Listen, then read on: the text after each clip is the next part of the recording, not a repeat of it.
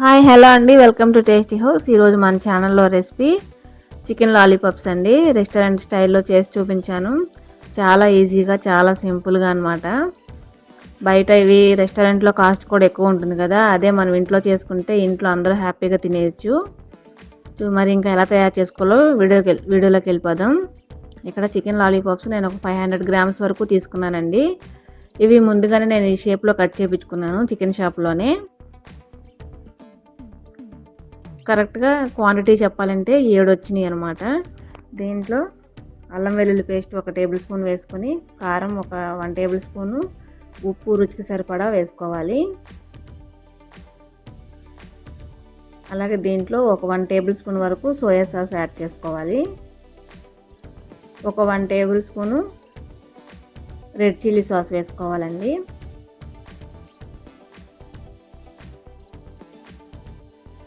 ఒక 2 table spoon వరకు oil వేసుకోవాలి. ఇవి మొత్తం మిక్స్ అయ్యే విధంగా కలుపుకోవాలి. ముక్కలకు పట్టే విధంగా ఈ మిశ్రమం మొత్తం కలుపుకోవాలి. గట్టిగా ప్రెస్ చేస్తూ కలుపుకోవాలండి.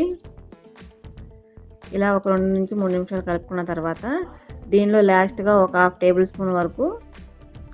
స్పూన్గా చిటికెడు వేసుకోవాలండి. ఫుడ్ కలర్ అనేది జస్ట్ కలర్ కోసం మాత్రమే యాడ్ చేశాను. ఈ ఫుడ్ కలర్ వేసుకోవడం మీకు ఇష్టం లేకపోతే స్కిప్ చేసేసుకోవచ్చు. ఇప్పుడు దీన్ని ఒక 30 మినిట్స్ వరకు మ్యారినేట్ చేసుకోవాలి.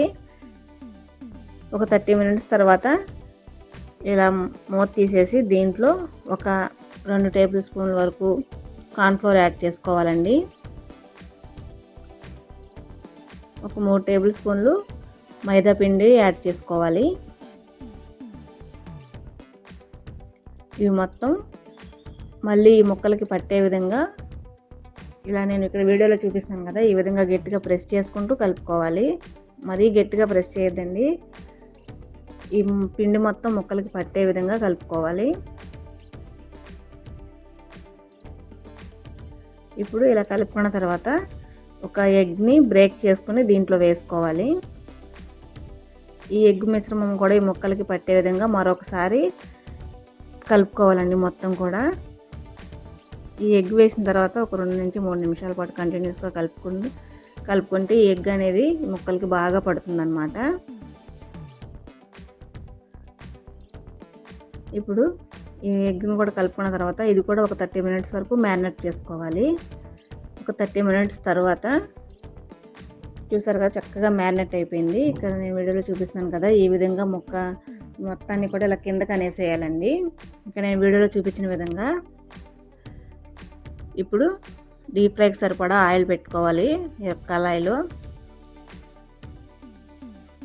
ఇలా తిప్పి వేయటం వల్ల ఏంటంటే అది స్టిక్గా అలా నుంచుని ఉంటుందండి. ఇక్కడ నేను వీడియోలో చూపిస్తాను కదా, ఆ విధంగా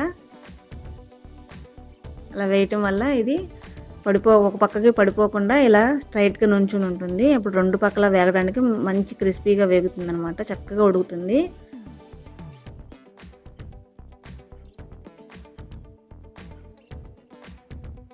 ఈ ఫ్లేమ్ని మీడియం టు హై ఫ్లేమ్లో అడ్జస్ట్ చేసుకుంటూ వేపుకోవాలండి. మరీ హై ఫ్లేమ్లో పెట్టుకోవద్దు, ఫాస్ట్గా వేగిపోతుంది కానీ లోపలైతే ఉడకదు ముక్క. ఫ్లేమ్ని మీడియం ఫ్లేమ్లో పెట్టుకుని వేపుకుంటే కనుక కొంచెం ఓపికగా వేయించుకోవాలి. ఇలా వేపుకోవడం వల్ల ముక్క అనేది చాలా చక్కగా ఉడుకుతుంది, లోపల పక్క కూడా. కొంచెం టైం పట్టినా కానీ మంచి టేస్ట్గా ఉంటుందన్నమాట. చూసారు కదా, చక్కగా వేగింది, మంచి కలర్ కూడా వచ్చిందండి. ఇప్పుడు ఇలా వేగి మొత్తం వేరే ప్లేట్లోకి తీసేసుకోవాలి.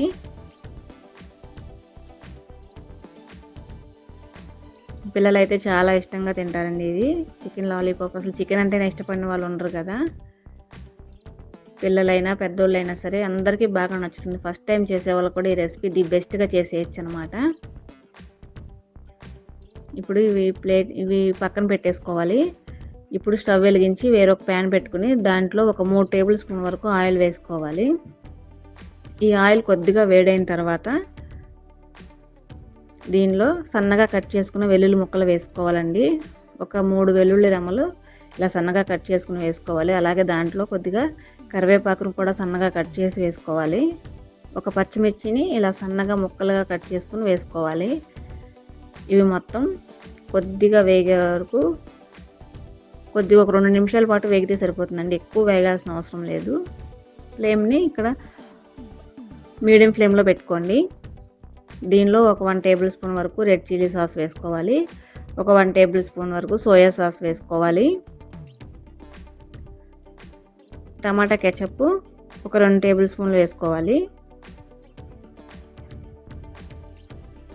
ఫ్లేమ్ని ఒకేసారి హై ఫ్లేమ్లో పెట్టుకోవద్దండి, ఇవి కొద్దిగా వేసాం కాబట్టి మాడిపోతుంది.